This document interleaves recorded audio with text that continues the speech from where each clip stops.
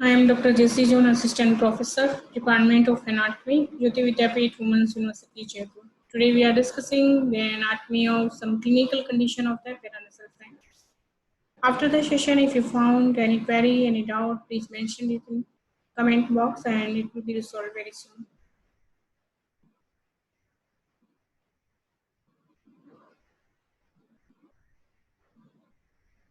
सबसे पहले बात करते हैं स्फेनोडल साइनोसाइटिस। हमने देखा कि पैरानेसल साइनस है हमारे पास 4 तरीके के और एक बोन के अकॉर्डिंग हमें उनको डिवाइड किया गया कि अगर फ्रंटल में है तो हम फ्रंटल साइनस बोलेंगे इसको, अगर एक्मिडल बोन में है तो मैं एक्मिडल साइनस, मैक्सिलरी में है मैक्सिलरी साइनस एंड हम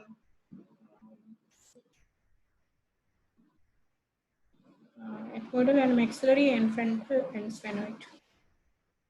स्फेनोइड बोन में है तो स्फेनोइडल साइनस। और दूसरा ये है कि अगर साइनसेस में अगर कोई इन्फेक्शन है, वहाँ पे कोई इन्फ्लेमेटरी कंडीशन है तो हम बोलेंगे साइनसाइटिस। और अगर पर्टिकुलर साइनस में हो रहा है, जैसे यहाँ पे हम स्फेनोडल साइनोसाइटिस बोल रहे हैं, तो इसका मतलब यहाँ पे जो स्फेनोइड साइनस है यहाँ पे प्रॉब्लम आ रही है, यहाँ पे उसकी दिक्कत। तो सबसे पहले हम बात करते हैं sphenoidal sinusitis. Isolated sphenoidal sinusitis is very rare. उसका मतलब कि अगर कोई कंडीशन ऐसी है जहाँ पे हम स्फेनोइड जो साइनोसाइटिस अगर बोल सकते हैं कि नहीं, ये कंडीशन रेयर है। It is usually part of pansinusitis and otherwise it is associated with the infection of the posterior ethmoidal sinuses. तो अकेले ये यहाँ पे इसका जो स्फेनोइड साइनोसाइटिस है नहीं हो सकता, या तो पेन साइनोसाइटिस या ऐसी एक सिचुएशन है जहाँ पे सारे साइनसेस इन्वॉल्व है, तब ये कंडीशन हो सकती है, तब ये इन्वॉल्व हो सकती है। या एक दूसरी कंडीशन जहाँ पे पोस्टीरियर एथमोइडल साइनसेस इन्फेक्टेड हो रहे हैं, उसके साथ में ये इन्फेक्टेड हो सकती है। The infection of the sphenoidal air sinuses spreading upward may affect the pituitary gland and the optic chiasma. तो यहाँ पे अगर इन्फेक्शन होता है तो इन्फेक्शन की जो स्प्रेड होने की पॉसिबिलिटी पिट्यूटरी ग्लैंड, ऑप्टिक काइस्मा तक हो सकती है, क्योंकि हमने रिलेशन में पढ़ा था कि जस्ट इसका अपर पार्ट होता है, अपर पोर्शन में, सुपीरियर पोर्शन में रिलेट होती है पिट्यूटरी ग्लैंड। सो हम बोल सकते हैं कि जब ये रिलेशन में है, जस्ट इसके पीछे है, तो यहाँ जो इन्फेक्शन है वो स्प्रेड कर सकती है। किसी भी स्ट्रक्चर का कोई भी इन्फेक्शन आसपास के स्ट्रक्चर को इन्फेक्ट होने की बहुत पॉसिबिलिटी बनी रहती है। अब नेक्स्ट है मैक्सिलरी साइनोसाइटिस। इसका मतलब है अगर मैक्सिलरी साइनस में कोई इन्फेक्शन है, then we will call it maxillary sinusitis and it is very most commonly infected of all the sinuses due to the following reasons. सबसे ज़्यादा जो इन्फेक्शन की पॉसिबिलिटी रहती है वो मैक्सिलरी साइनस में रहती है। क्यों? इसके कई रीज़न हैं। क्योंकि infection can reach into the sinus from the infected nose. ये नोज के बिल्कुल पास में है, तो नोज के साथ यहाँ पे इन्फेक्शन के साथ यहाँ पे इन्फेक्शन पहुँच सकता है।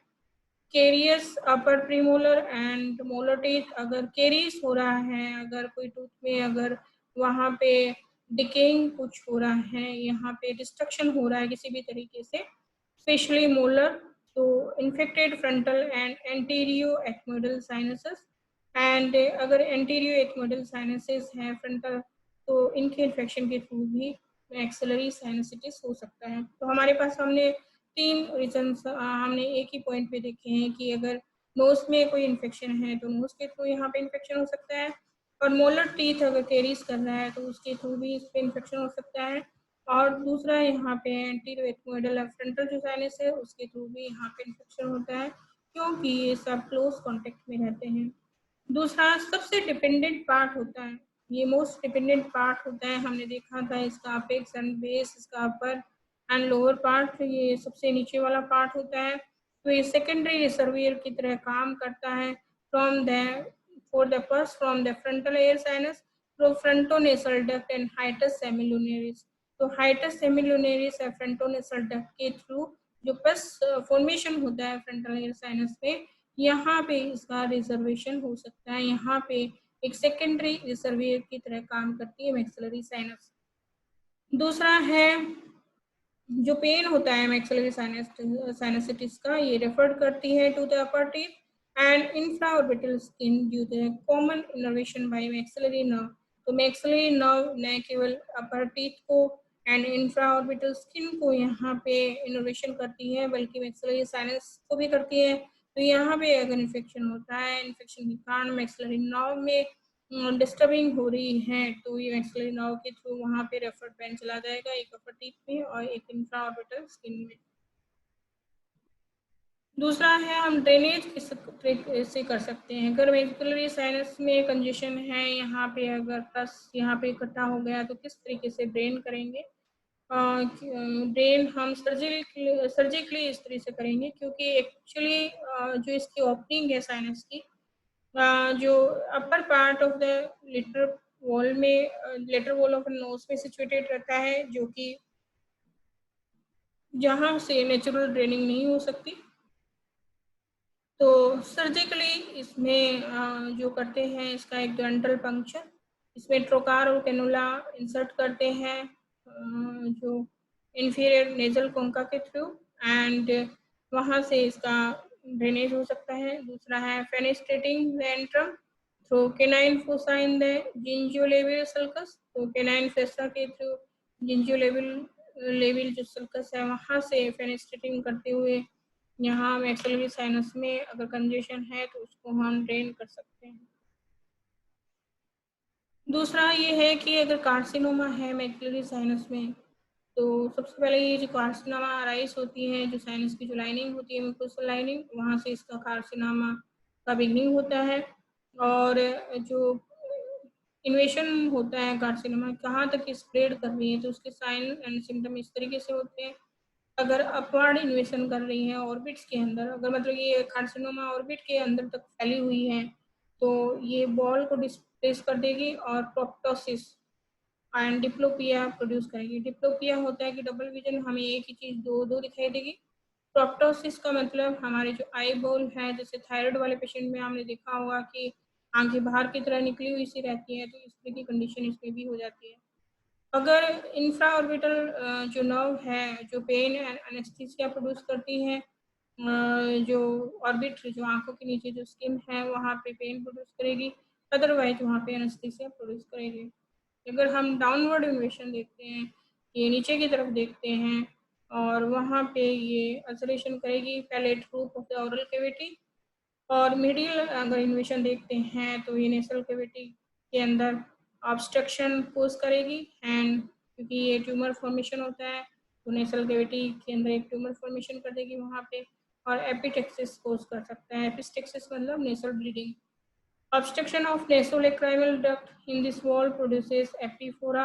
अगर nasolacrimal duct जो खुलती है इसके अंदर, नेसल कैविटी के अंदर, और इसमें यहाँ पे इसका ऑब्स्ट्रक्शन कर दिया, तो जो लेक्रामेशन है बहुत ज़्यादा हो जाएगा, क्योंकि नेसोलैक्रिमल डक्ट के थ्रू जो एक्सेसिव ड्रेनेज है वो नेजल कैविटी में होना चाहिए था, लेकिन यहाँ पे ब्लॉकेज के कारण अब हो नहीं पाता, तो वो जो आंखों के रास्ते ही बाहर निकलेगा, तो हम बोलेंगे कि overflow of the tears, that is called एपिफोरा।